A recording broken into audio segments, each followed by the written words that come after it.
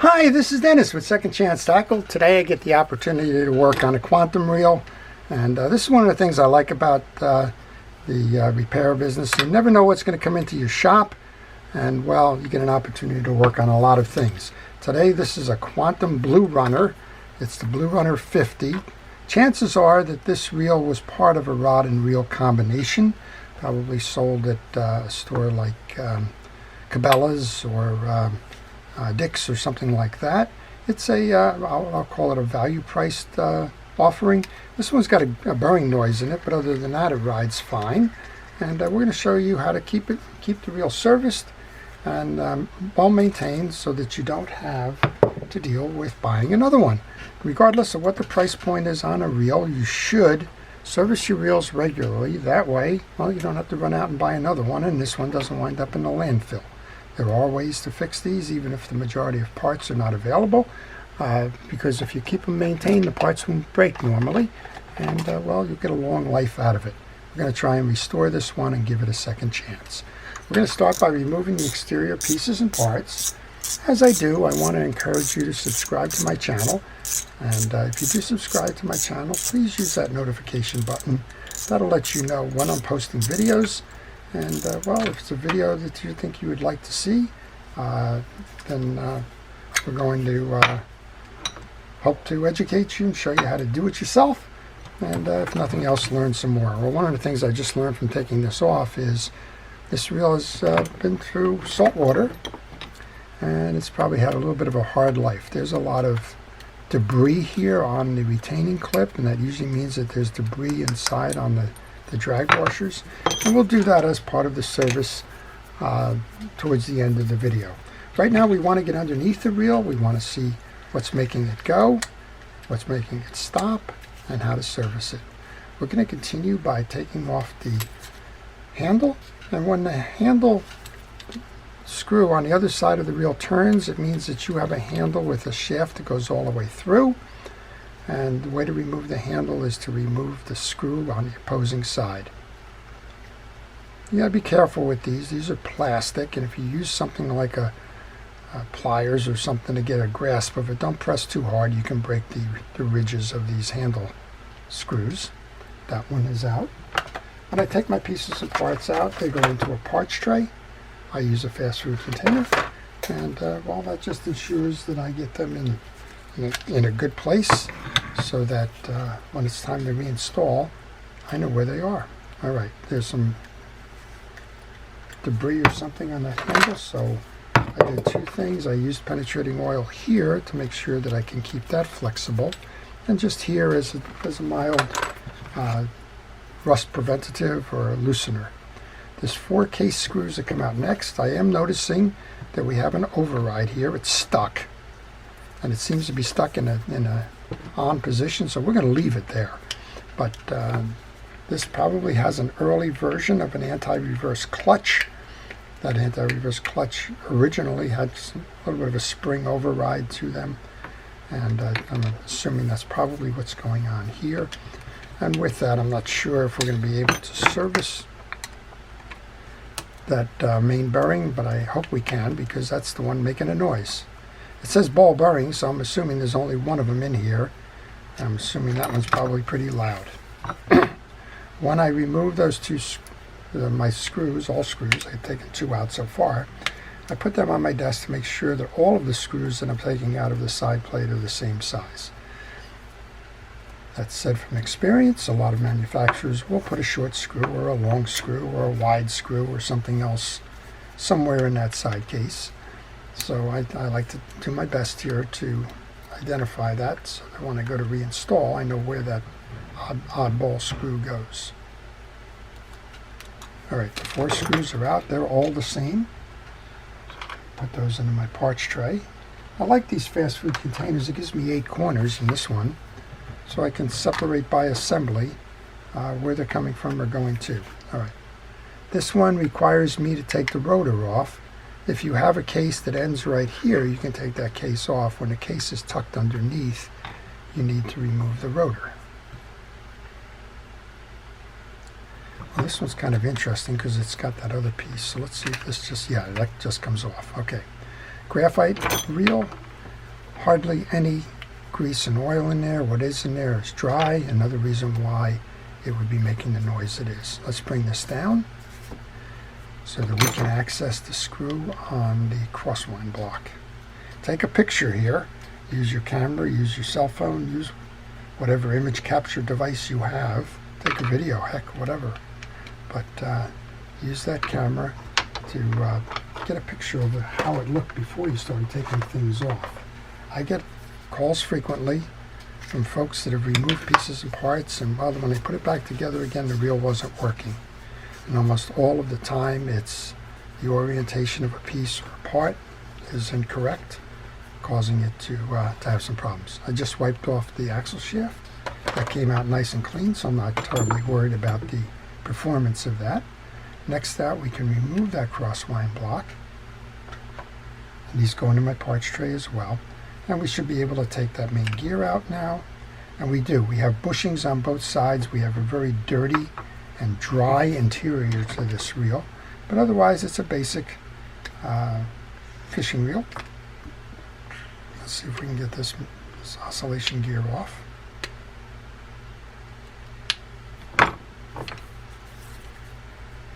Seems to be a little stuck on the piece here. I'm going to just let some penetrating oil seep in there for a moment.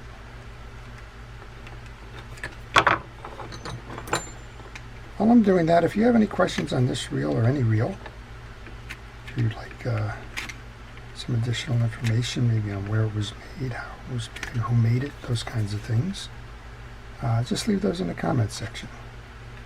All right, well, we're stuck on this thing here. There we go. A little bit of leverage never hurts.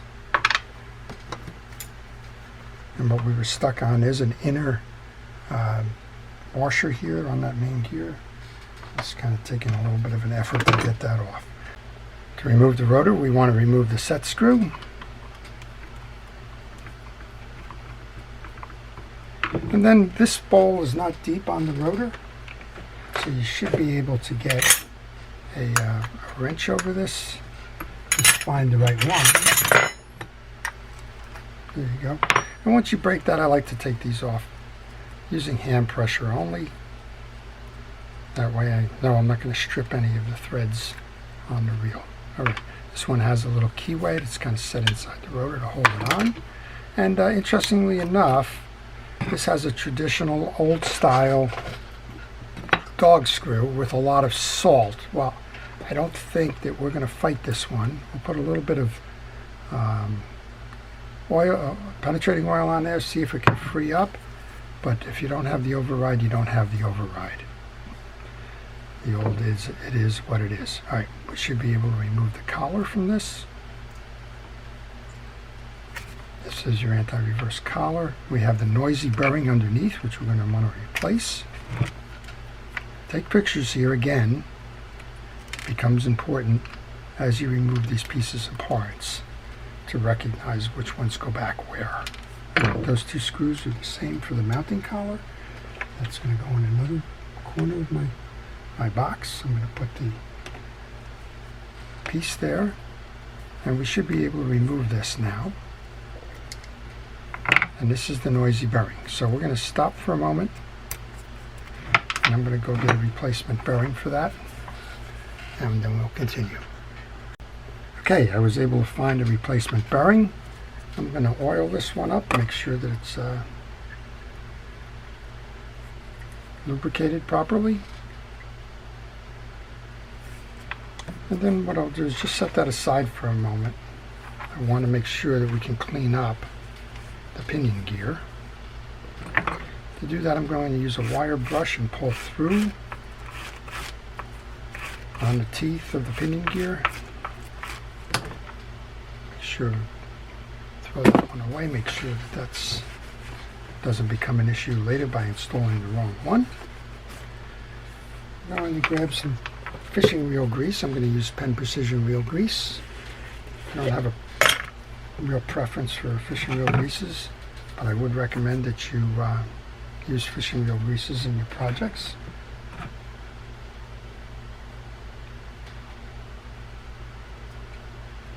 Give that a nice amount of it.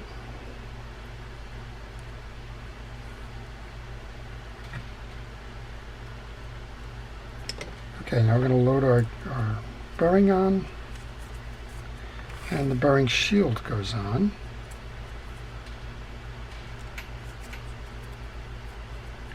Then we can reset this back into the case. Before we do that, the case looks pretty clean all around. I think everything is evaporated pretty much.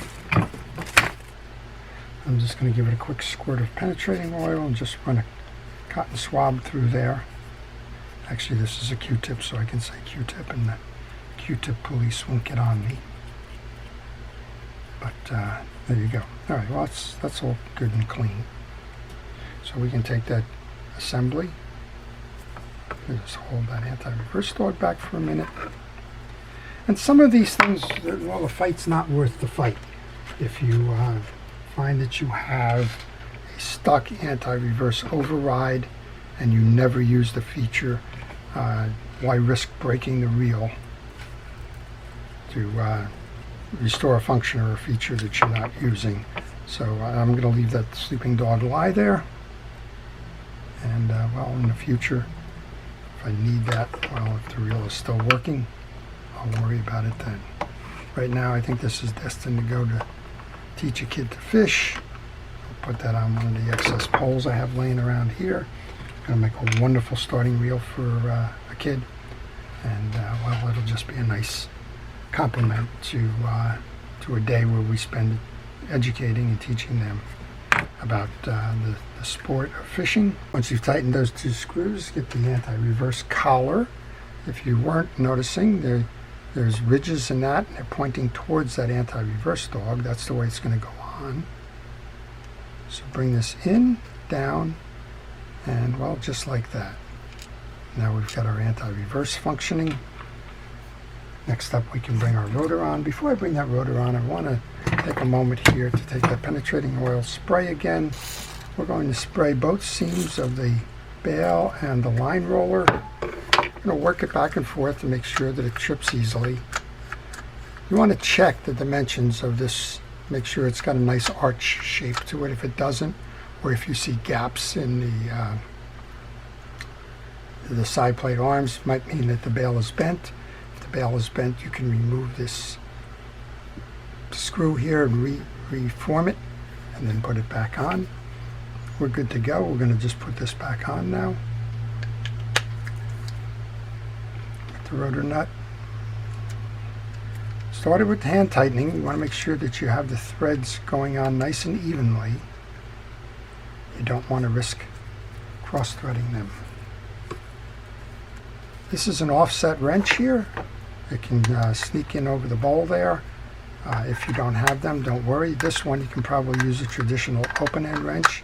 If you don't have the reach or the grab of that one, then well, what you want to do is go to a deep socket to get it. Once it's on, give it a spin. There you go. It spins nice and free and easy. I'm going to take the tie-down screw for that set. I'll put that into the appropriate hole, and we are good there. Should be able to test that bail flip right now, and it's a little sticky, so let's see if we can't rebend this a little bit. I suspect that there is some tension in this. I'm looking at the one side, it says maybe. We've oiled it, so that won't be the issue. Okay, this comes out. Not terrible. Just going to bend it in a little bit. It's a wire, and it doesn't take much. Just a little bit of energy there. You want to get it to where it sets naturally without the tension. It's just a kind of a free laying bail wire. Most of the time when you get what I call the ballerina bail, where it gets up top and it doesn't finish all the way, it's a cause that wire is a little bit misshapen. Most of the time you don't need to replace the wire. There you go. Nice easy trick now. Alright, let's go continue putting this back together again. Again, we're going to take our fishing reel grease. I use an artist's brush when I use this. Fishing reel grease goes onto the back of it, onto the teeth of the oscillation gear, and onto the face of it. Everything on this gear touches something. And a little bit onto the post here for that inner race. When you install your oscillation gear, install it with the point side down. And then make sure that this collar is set there as well, but you want the stud lying below. Okay. Next up we can do the main gear. And on the main gear, I'm going to remove this because there's a stud here that sits in a case. It's very difficult to align that when you're doing it by putting the case on. It's best to put that bushing into the case and then work it backwards in terms of mounting it for reinstall. I'm not sure. I'm looking. It looks like there might be two different dimensions on this. You may or you may not be able to upgrade the reel by replacing this with a bearing. There's a chance you can. Again, these are value-priced reels. If you're looking for, a better reel from Quantum, you're going to look towards like a Cabo or a Boca. But again, this reel is probably a $30 or $40 reel, and the Cabo is a $100 and some odd reel. So with that comes the additional ball bearings, smoother operation, maybe a little bit more materials. We've greased the pinion gear, the oscillation gear, the main gear. We can set the main gear back in. Once you do that, you can bring your oscillation slider and your axle shaft out. On the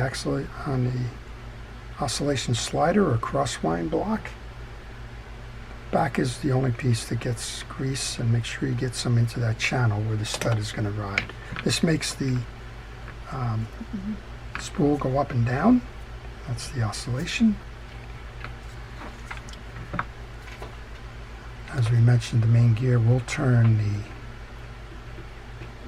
What I'm trying to do right now is get that onto the bottom of the stud. A little bit of grease onto the axle shaft, not much. You're going to scrape it off as it goes through your pinion gear if you put too much on.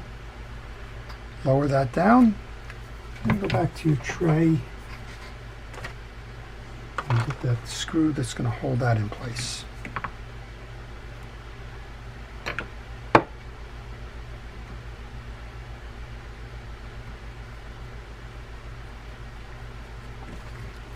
If you have any questions on this reel or any reel, just leave them in the comment section. I will try to answer those for you. Maybe you're working on something and you're stuck. Maybe you want some additional information on a reel. Whatever it is, just leave them in the comment section. I do try to answer them in the mornings. All right, these are the two slots for your studs on the bushing. The bushing only has a stud on the top, so make sure you're putting it in the right way. Top side facing out, and make sure that that bushing is flush with the case when you do mount that in. Got to kind of sneak this one over a little bit because of the way that this is set up.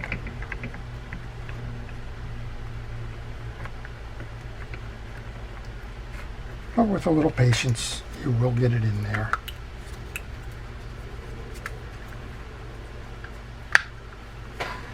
And make sure when you do that, you hear a nice crisp click and everything is in nice and easy and firm. All right, a couple more screws here. And we'll go up top, see what's going on with that spool, and our service essentially will be complete. And this reel will have, well, another year or so to go do its fishing before it be time to go do it again. This reel clearly has not seen a service probably since it was new. That's why all the greases and dirt and the like are dry, and eventually what's going to happen if you leave it in that condition is it'll make more noise than it did, and that was making bearing noise there. But also something's going to break. If you keep these oiled and greased and use them according to kind of what they were built for, these things can last an awful long time. I get that question the same all the time, I guess, from the Shakespeare Alpha reels. A lot of folks say, you know, they're kind of disposable. You buy them, you use them, they break, you go buy another one. That's not my way to go and do these things, but I guess there's a way to do it. But again, those Alpha reels have a fundamentally sound design and decent materials. I can last a very long time. All right, we're going to get underneath here now. Take a look at what's going on with the top end. There's a C-clip that rides in a groove that holds all of that in. Then you want to just kind of bring those washers out. And here's another indication that they've never been serviced. These are felt washers. Felt washer. It's a singular. There's only one of them. Interesting. So that tells you don't have a lot of max drag in this reel. Max drag is a function of surface area. Most spinning reels will have 3 drag washers. This one only has the 1. Interesting. Okay. On this case, the eared washer goes in first. It's clear this drag system wasn't doing much. Felt washers you need to keep lubricated. If you don't keep them lubricated, they're going to dry out like this one did. You're going to get into a battle and it's going to tear, and you're going to have 0 drag at all. You'll have a broken drag washer, and you'll probably put it in the landfill and go buy another one. Not so now, it's been repaired. There's a little bit of old stuff on here. We'll get rid of that. When you have a top drag reel, seawater comes in right through the top of the reel, under the button. It gathers and collects, and well, again, just like everything else that we've been saying, if you don't take care of it, eventually that will be the cause of a reel failure. Now that looks a whole lot better than it did. This is an aluminum spool. I'm just going to use some light steel wool to see if we can't get the old salt off of that. Use a shot of rod and reel cleaner. Sometimes that does a good job with getting rid of the corrosion. And on both sides.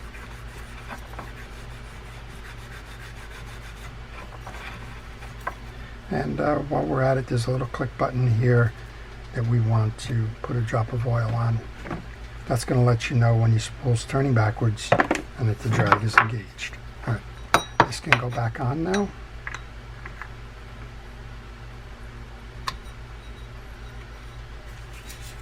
Grab our button.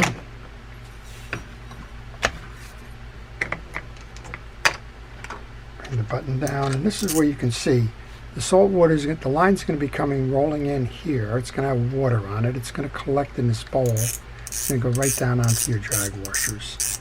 Now, some manufacturers, yeah, they did a pretty good job. They tried to limit the area that the water can come in, but I can guarantee you the water will come in. All right, on this one, it was a little sticky coming out, so I'm just going to put a little bit of grease onto that shaft. Hope to avoid the stickiness in the future. I'm going to bring that in now through your main gear and set it up. Take your handle screw from the other side now. Bring this in. Then we'll be able to give it a test. We've done a very thorough cleaning on this one. We took the reel completely apart. We showed you how it worked. Talked a little bit about that broken override, and as long as you're in anti-reverse, you'll be okay. Well, just as I was commenting earlier about these things having a tendency to break, that's exactly what happened here. I went to attach the screw cap, and well, the button broke. Now, the screw is still in place. If you needed to, you could have left that exposed with the screw holding the handle in. I had a replacement cap from a different reel, so I decided I would go ahead and use that. All right, let's give this the test and see how we did. What we did was we took this reel completely apart. We noticed that while it was drier than dry, there was evidence that the reel has never been serviced. That was both up top on the drag system with a very dry felt washer, as well as the totally dry interior of this. Also, the fact that we had a bearing that was very noisy, which usually means that all of the lubrication that was in that bearing had evaporated. Okay, so let's give this one a test. Oh boy, turns nice and free and easy. Got the click, click, click going because of that stuck anti-reverse, but otherwise, what a difference a little grease and oil makes. Well, I hope you've enjoyed that. I want to take a moment to thank our first responders and essential personnel, everybody involved in keeping us safe through the dedication to public service. I want to take a moment to thank you for your loyalty and for watching the channel and for keeping it what it is, vibrant and, well, full of fun and surprises from time to time. This is Dennis with Second Chance Tackle. Have a great day.